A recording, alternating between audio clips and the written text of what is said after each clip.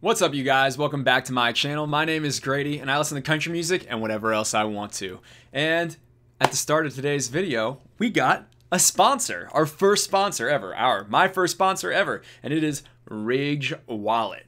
Ridge Wallet, they make these nifty little metal wallets. They're a minimalist style, so you just carry the essentials in here. So all like the receipts and stuff that you just lug around for no reason in your leather wallet, you can just kind of you stop letting yourself do that and just carry the cards that you actually want to carry. So I've been using it for like a week. It's got a money clip on the back, and what I like about it is it's a front pocket wallet. You don't have like some big like random bulkiness in your front pocket, and you don't have like some lopsided, sitting problems because you're using like your grandfather's old big leather wallet. So check out Ridge Wallet. I have them linked down in the description below. You can get 10% off your first order using the coupon code Grady. And yeah, thanks guys.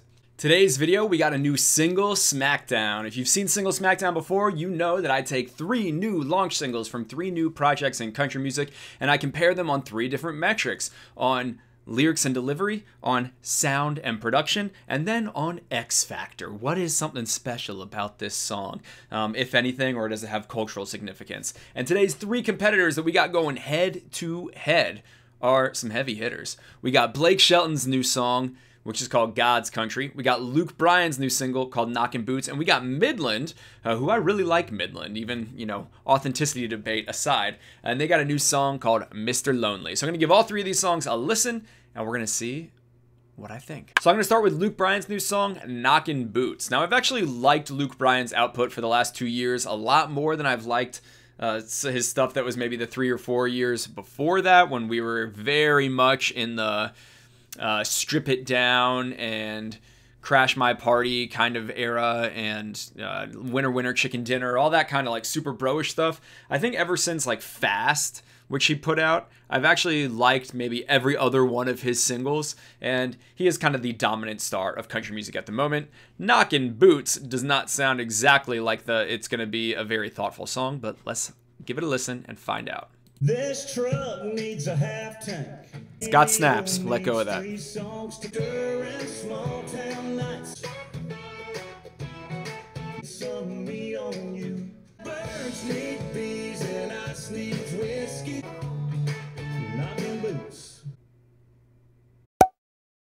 Alright, so that was Knockin' Boots by Luke Bryan. It was written by John Knight, Hillary Lindsey, and Gordy Sampson.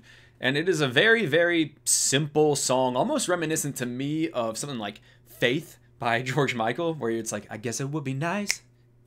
It's just like this. There's very little going on in it other than something between a snap track and just like hitting the side of a drum, and then just some little electric guitar riffs. I feel like this song was asking for a fiddle solo a few times, but some of the guitar riffs in it were actually really, really nice. This song really isn't telling a story. It's kind of just taking a survey of different objects and other things that these objects need, and then using all of that to add up to this sort of like hooky line of, boots need knocking, like basically I want to have sex with you.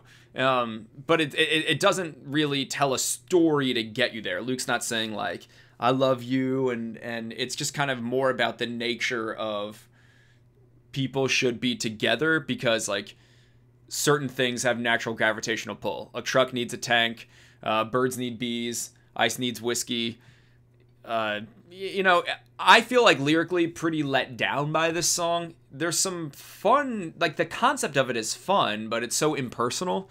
And then the subject matter, it's just trucks, wheels, Friday nights, pale moons, sugar, sweet tea. I mean, it's got all the like boots. It's got all the hallmarks of what you'd expect in a Luke Bryan song, but it's just not super interesting to listen to. So, and the fact that it's not telling a story kind of just makes it very much seem like a trifle. Not bad. This is a song that doesn't strike me as bad, but it just doesn't strike me as very interesting at all. But lyrics and delivery, it's delivered fine. I'm just going to give it a 4 out of 10.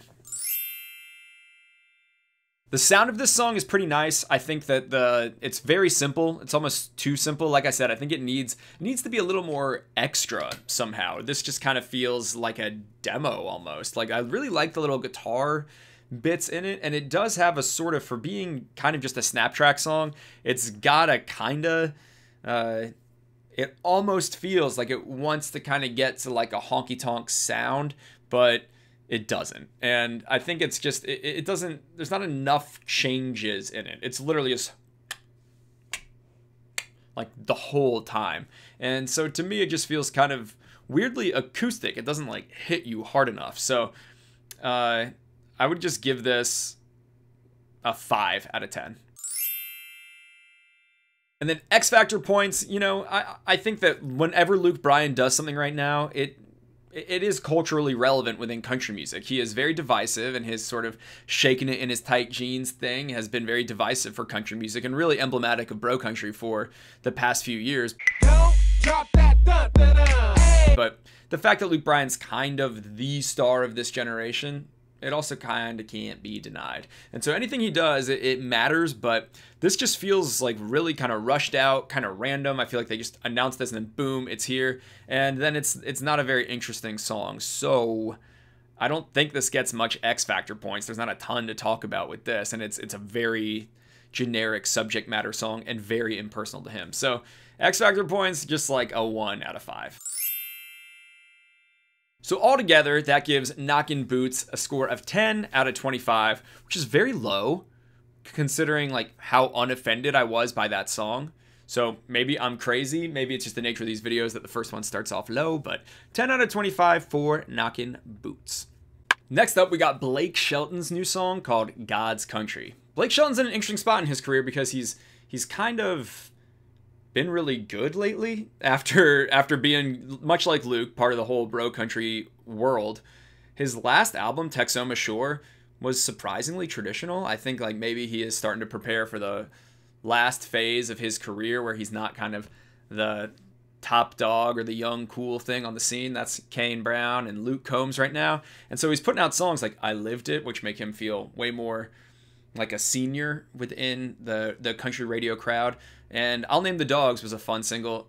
I did not like Turning Me On over and over again, but going into God's Country, curious. I don't know what to expect here. Is this gonna be a religious song? What is it gonna be? Let's find out. Very dark sounding already. Interesting. Out of this one church town, this is God's country. It's like Old Red.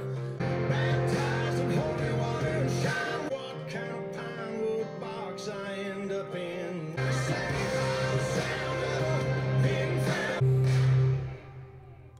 Dude. Blake Shelton coming out swinging with this song. Very, very surprised. This was a song written by Devin Dawson and Michael Hardy, otherwise known as Hardy, otherwise known as the guy that sings the song Rednecker. He's been getting cuts left and right. He wrote like half the new Florida Georgia Line record. And Jordan Schmidt, I think, is also a writer on this as well. Wow. Wow. Wow. What do we think of that song? Okay, so God's Country. Immediate vibes of Old Red, actually, by Blake Shelton, one of his earliest songs, one of my favorite songs, one of the most absurd songs in country music history.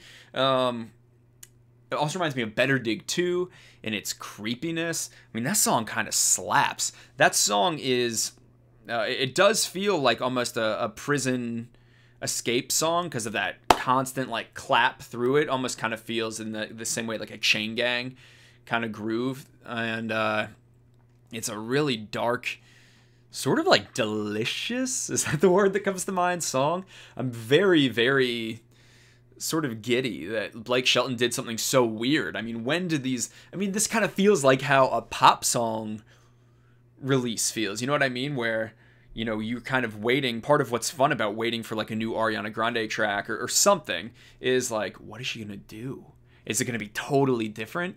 And this kind of feels like that to me, where you're like, wow, I never feel surprised and excited by how different one of the bro guys is going to do something. So yeah, let's talk about this song. Lyrically, God's Country is a song that is basically describing the South as a holy land. And I think there's a lot of interesting wordplay in this. There's a lot of, especially in the chorus, references to certain kind of elements of Christianity or spirituality alongside elements of Southern lore. So even a simple line like, I saw the light in a sunrise, you know, on paper, that's just, you know, what it is. I saw the light in a sunrise. Not that exciting, but I saw the light is a famous Southern gospel song. And, you know, he's seeing a sunrise in the South. There's that naturalistic imagery. Even saying getting baptized in holy water, a Christian image, and shine and moonshine. So there's kind of like a fun incorporation of Southern elements and spiritual elements. And I really like the line, I'm saved by the sound of the being found. Man, I like that, because being found sort of invites you to consider that you were lost, but heading to the South makes you feel found. And so I kind of like that line is kind of confusing and you have to put the puzzle piece in yourself, but it's not too confusing that it's inscrutable. But I also like that there's like such a darkness in this. I could see it being so celebratory if you were to just read the lyrics. Right outside this one church town, there's a gold dirt road to a whole lot of nothing. Got a deed to the land, but it ain't my ground. This is God's country. So it's almost like a solemn, it's almost a solemn take of like, this land doesn't belong to me. It's somehow holy and therefore scary because it belongs to God. It's very interesting. It's very interesting. It's not very personal, but it's definitely interesting. And man, when Blake comes in and says, I saw the light in a sunrise, or, you know, way better than that, but he has this, it's high and he's growling it. And it was just cool. Everything about that felt cool to me. So lyrics and delivery, man, I don't think it's, I need a little more story and a little more like something that feels a little more, I like story. And this doesn't have a lot of story. It's just kind of this poetic reflection, but I think it's delivered really well, and I'm gonna give it like a 7.5 out of 10. Sound and production. You know, this has that kind of clap track all through it, like I discussed, and it's got, you know, it's a thick sound. It's very kind of dark and brooding, and it's produced really well. I think this track builds really well. I think all of the kind of deep bass and guitar that kind of come in and layer onto it, and then with the kind of there's background vocals that come in near the end that give this feeling of lament, not only of that kind of funeral feeling that I'm talking about, but also of the Southern gospel elements that make it interesting. It's definitely a rock song. Does this remind anyone else of The Outsiders by Eric Church? I don't know if this song's going to be a big hit, but it's quite a statement to be making. And so I really found it quite exciting, and I do think it sounds nice, and yeah, it's hard to fault it there. Let's just give it, you know, what is there stuff I didn't like about it? I do think maybe I could have done without the clap track as constantly, because it, I don't know, it feels like monotonous, but I can handle a lack of drum better than most people, but to me, it got a little monotonous. So I'm going to also give this a 7.5 out of 10. And then X Factor, you know, wow. I think this song's going to create quite a conversation because it's very interesting. It's pretty provocative for Blake to be making something so strange. Like I said, that's just not something we've even come to expect from country artists now. We're so used to being bored that we have our standards so low. So the fact that the song is so weird and so dark is so cool to me. And it's very exciting. And it makes me excited that, like, Blake is maybe swinging a little bit more. He's not playing it safe. Like, when he was just, you know, Miranda Lambert's husband and a voice judge and on the cover of People Country, he was not doing stuff as interesting as he's starting to do now. So I'm going to give this a big ol' 4 out of 5 in X Factor points. It excites me, and that's pretty darn cool. So total for God's Country by Blake Shelton, that gives it a 19 out of 25. A dang good score. So very, very cool. And then finally, we got the new single from Midland, a band out of Texas who's had songs like Make a Little and Burnout, and why can I not think of their big hit, Drinking Problem. And I really like the sound of their first album. It's like a cool, like, nudie suit, vintage, but really glossified, kind of honky-tonk, pop, country, smooth 70s sound. I mean, look, they're marketed very freaking well. And I like that first album a lot, even though they cause, you know, a lot of ruckus, because they kind of frame themselves as more of a upstart little Austin band than maybe they were. I don't really care. I think they're pretty good. But they have a new song out called Mr. Lonely, and I'm ready to listen to it. Let's see how this goes. From the TV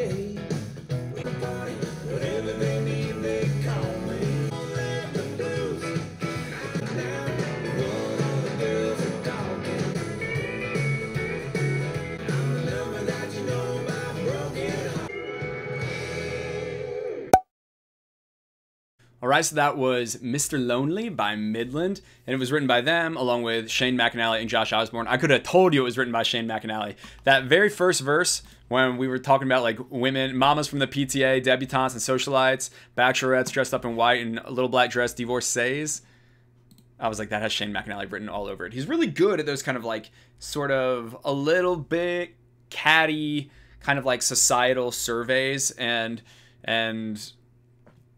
kind of summing people up in these kind of little stereotypical boxes like that, and especially with the South, that's like his thing. That's why him and Casey are good co-writers together, and it gave her so much of her kitsch on her early albums.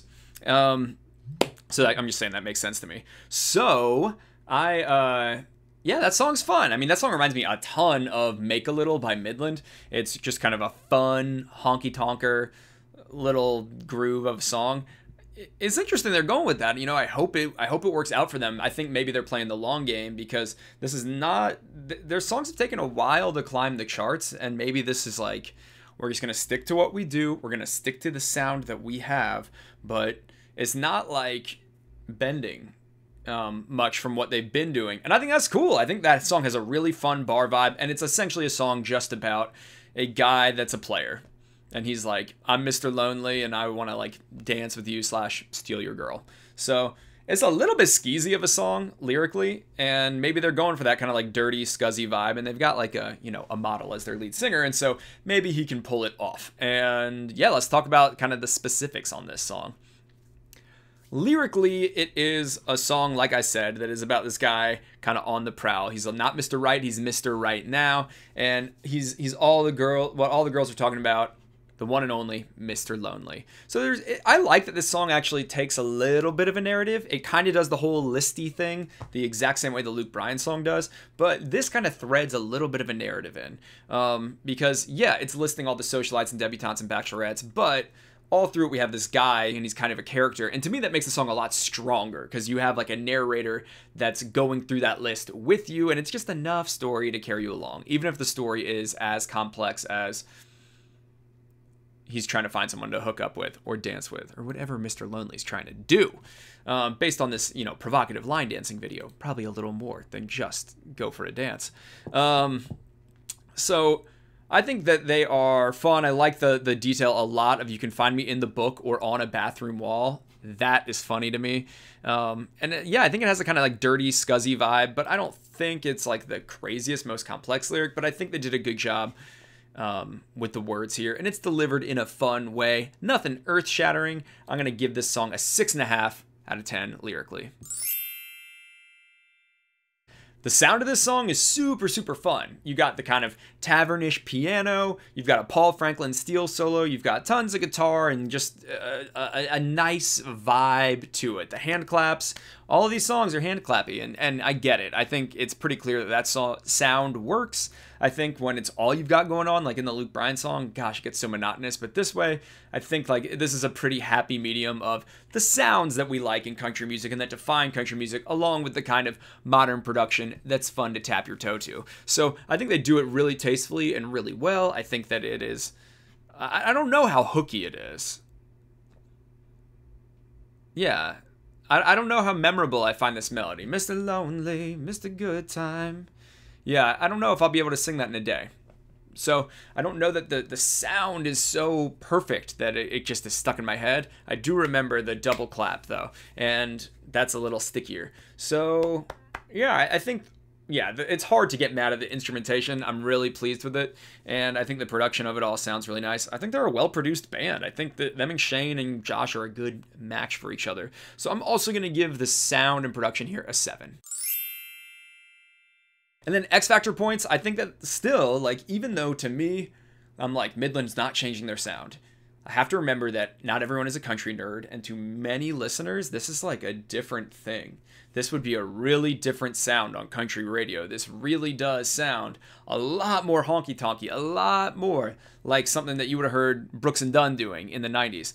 And so it is pretty cool that they are out here doing this, and their whole nudie suit thing, I think like it's going to pay off for them. I think they're really framing themselves well, and they just got to wait it out and have that one thing that just connects in a super way and takes them from this kind of like novelty act that people sort of know who they are to someone that people are really paying attention to. So I'm going to give it a 2.5 out of 5, because that's what you get for X Factor points. So overall, that gives Mr. Lonely 16 out of 25 points. I like that song. So that puts our overall rankings at number 3, Luke Bryan with Knockin' Boots, at number 2, Midland with Mr. Lonely, and at number 1, Blake Shelton with God's Country. That came out of nowhere, and it's pretty darn cool. So that's my take on all those songs. I didn't hate any of them. I really like Blake Shelton's the most, and you know, I probably would have guessed I would have liked it the least going into this video. So you guys let me know what your thoughts are on all these, and I would love to hear your thoughts on them. And let's just like, you know, be friendly. I think after like Old Town Road, I've been in like such a funk because people are just fighting about that song, and it feels like a lot of people that don't really care about country music have the strongest opinions, and I'm so sensitive to them. So let's just keep it friendly, keep it fun. I love that we all love country music. Thank you for loving it with me, and it's fun to talk about. It's so fun to talk about. So I'd love to hear your thoughts on all this stuff, and I will see you guys very soon.